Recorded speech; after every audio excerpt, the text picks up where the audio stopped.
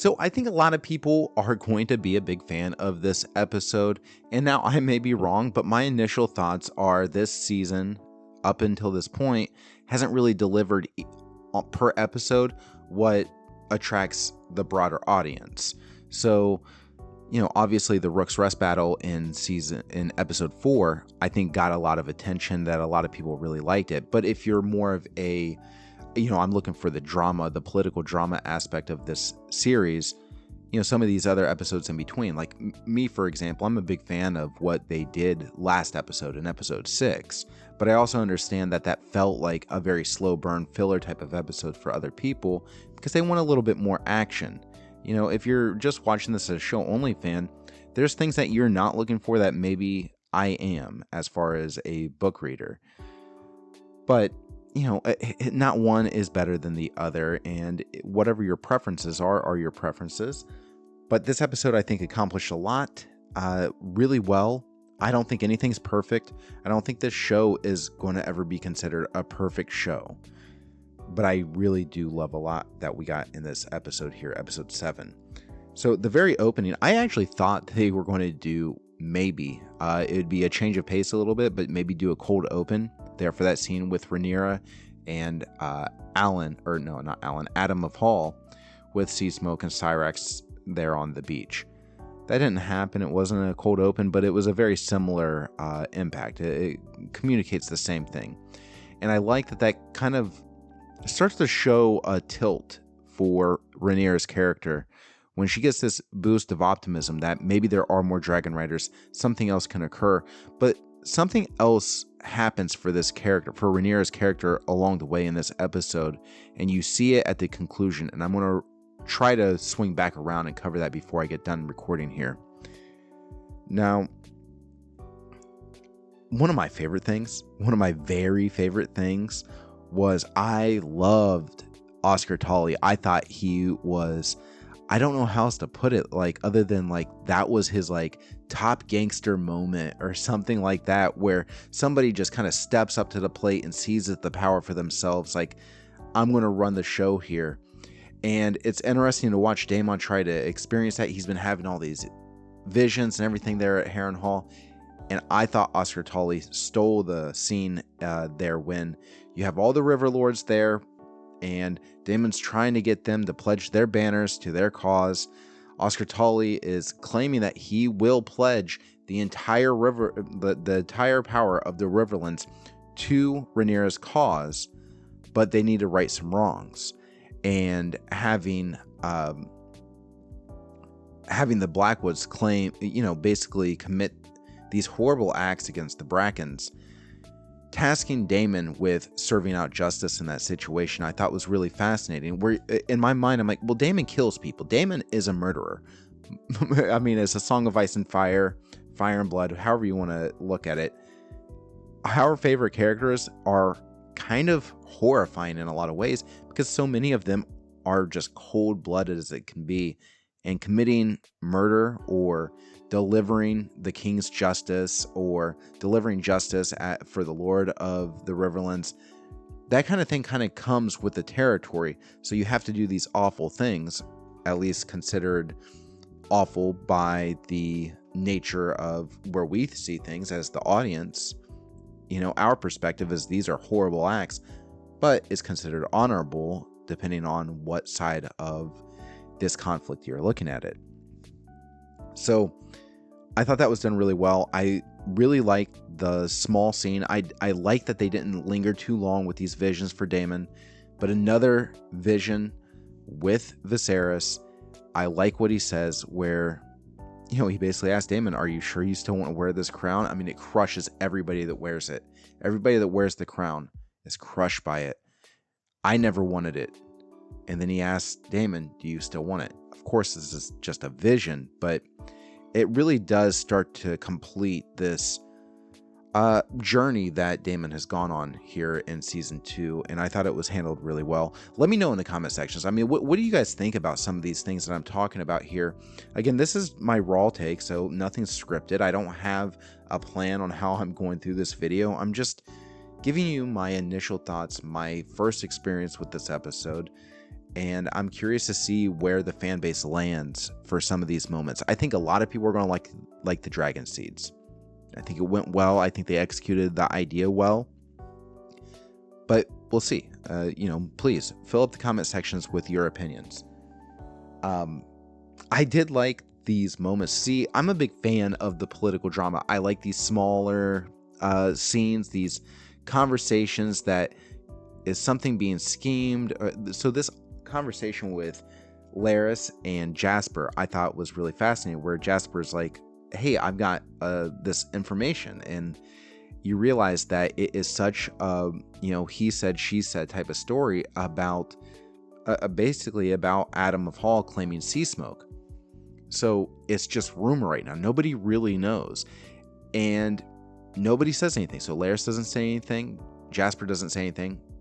Larys essentially tells Jasper not to say anything to Aemond, which I'm curious to see if they capitalize that here in episode 10, or not episode 10, episode 8 for the finale, where will Jasper be questioned about this? Like, hey, I knew something and I didn't say something, and now you guys know that this threat is available.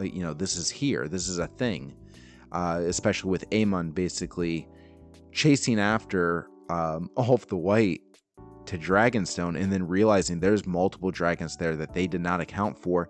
They don't know exactly what's going on. So for the Greens, this is a moment to be really tense. I'm very concerned. Alicent is kind of interesting here in this episode. I don't know that I actually love what's going on with this character, because she feels like she's just kind of going through these motions. She's just kind of existing. She doesn't necessarily know what her role is. Up until this point, serving her role as a highborn girl, her role is to marry the most prestigious lord that she can possibly marry, and extending an alliance with her family to that highest lord's family. Well, in this case for Alicent, she was married to the king. So she's at the mountaintop as far as what in this world, in Westeros, what women can truly accomplish. Until you have a character like Rhaenyra being named heir. So it's fascinating to see, what does she do now? I mean, she just seems so at a loss of what her role is, and maybe that's what the show is trying to communicate to us. Is that what Alicent is experiencing? I thought the relationship between her and Kristen Cole could have really fleshed out her character a little bit, because at this moment in the book that this is based on, so in the source material in Fire and Blood, Alicent and Rhaenyra both, really, they don't have much to do during this part of the conflict, and this part of the Dance of the Dragons. So it's been interesting to see how they kind of fill that out for Alicent. With Rhaenyra, I think it's gotten a lot of complaints because it seems like she's not doing a whole lot. Obviously, episode 7 changes that a little bit. It definitely gives her a little bit more, I think gives her character a little bit more expansion as far as what is she willing to do to win this conflict, and justifying it with, hey, if we can end this war quickly by having more dragons and posing that larger threat, that maybe the Greens will concede. If we can just figure out a way to kill Vhagar, if we kill Vhagar, then that's it. So I understand the justification, but ultimately she sent a lot of people she had no idea who they were before today, or before episode 7. She didn't know who these characters were, and she essentially asked them to risk their life to claim one of these dragons. There's only 2 dragons, and it depends on how you count things. There's at least 30 or 40 dragon seeds, quote unquote dragon seeds, that she brought there to try to claim Vermithor and Silverwing. So I thought that was kind of fascinating to watch unfold. I think Jace was kind of interesting here too. I like that he called Rhaenyra out, where it's the first time where it's everybody knows the truth, but Jace finally, acknowledges that he is a bastard, that he acknowledges that Harwin Strong is his father, and that confrontation, that conflict between Jace and Rhaenyra, I think has actually been building this entire episode, this entire season, and it was good to see a little bit of that brought to the forefront. I'm not really sure exactly where they're going to go with Jace from here.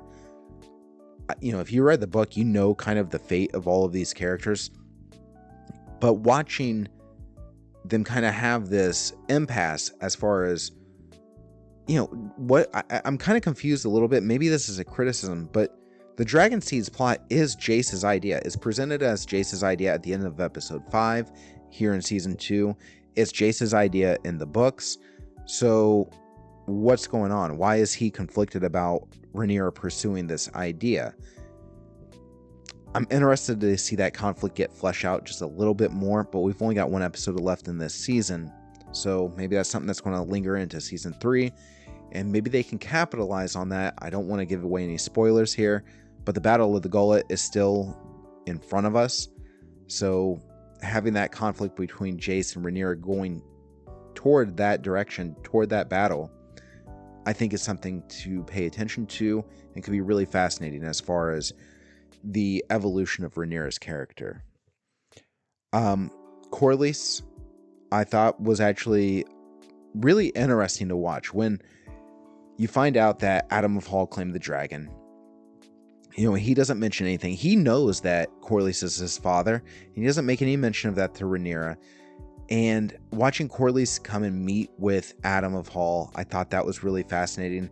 The moment they have that small council there, when the Blacks have their small council on Dragonstone, and you see Corlys enter the room, I got tense. I was excited. I was like, oh yeah, this is one of his bastard sons.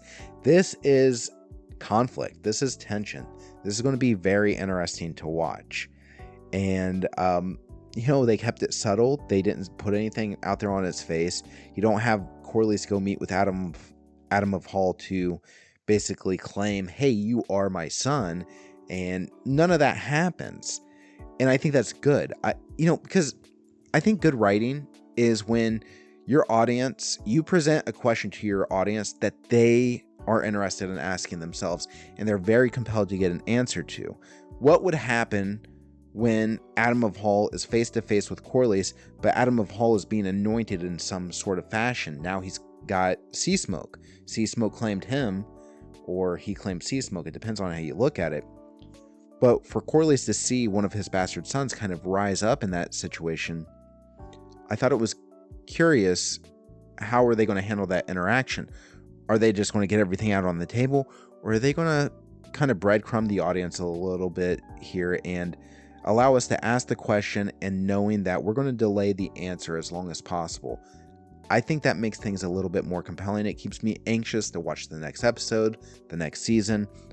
Let me know what you guys think about the interaction there with Corlys, and not just Adam of Hall, but also Alan of Hall too, where I think in that situation is a little bit more straightforward, where Corlys all but acknowledges Alan of Hall as his bastard son. So that was a little bit more interesting. I keep paying attention to those guys. I've said it before in earlier reviews of earlier episodes for this season that we want to pay attention to these small folk characters, and it's really starting to pay off, especially here in this episode.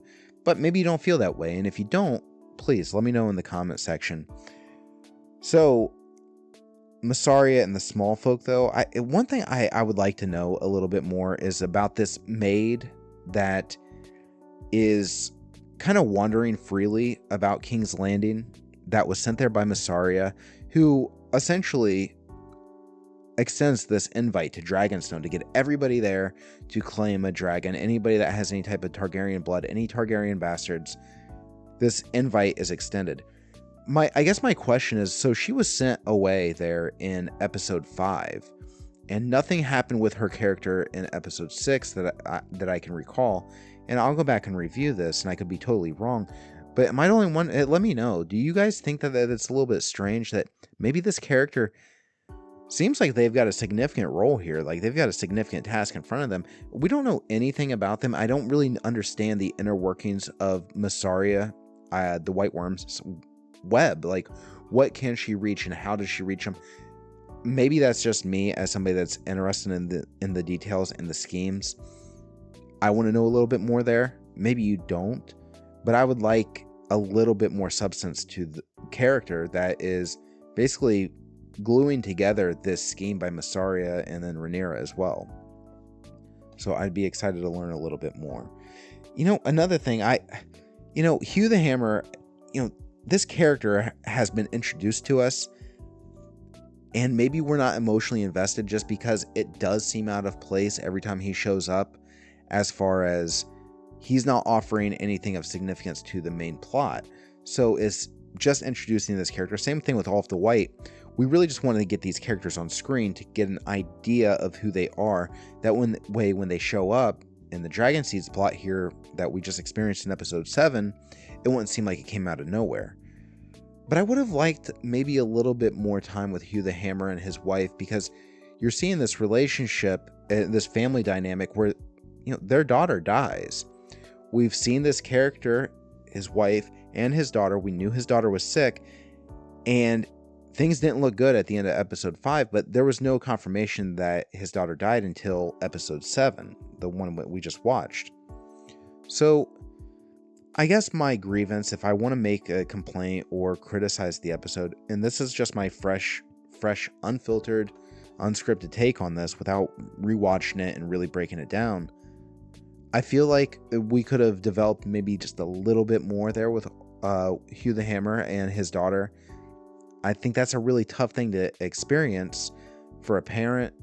It's unimaginable. So I'd like to see maybe a little bit more with that character and that moment. But ultimately, if we lingered there too long, I mean, people would be upset.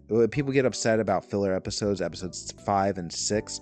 So if they lingered too long with Hugh the Hammer there and exploring the dynamic with his wife and his daughter, maybe people would get turned off by that. Maybe that's what the showrunners are thinking. I would have liked a little bit more, but we didn't get it.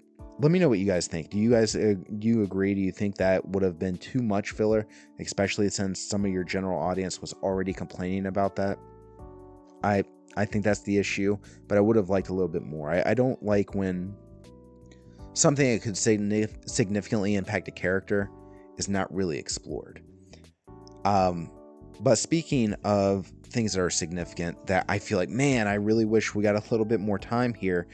Rhaena at the Vale, again, she sees smoke, bones. She sees that one of these dragons, there's a wild dragon still burning up these sheeps. And what's going on? I said sheeps. It's sheep. Sheep is singular and plural. So I don't know why I said sheeps. Anyway, so I wanted to see more with Rhaena. And at the Vale, I would like to see just a little bit more, but it is teasing, so I am anticipating it. So I guess in that regard, it works. The big thing is that it looks like Rhaena is replacing Nettles. And I know a lot of book fans are not going to be happy about that. If they do it right, show fans will never know and they won't care. And that's really something I would like to make an emphasis on, is that we really do need to start gauging this show, not on what we think happens in Fire and Blood, even with the unreliable narrators, there are events, there are certain facts that occur in the history of Westeros that are kind of outlined in Fire and Blood, that these things definitely happened. And one thing I was looking forward to with House of the Dragon is that, we're going to flesh out these events.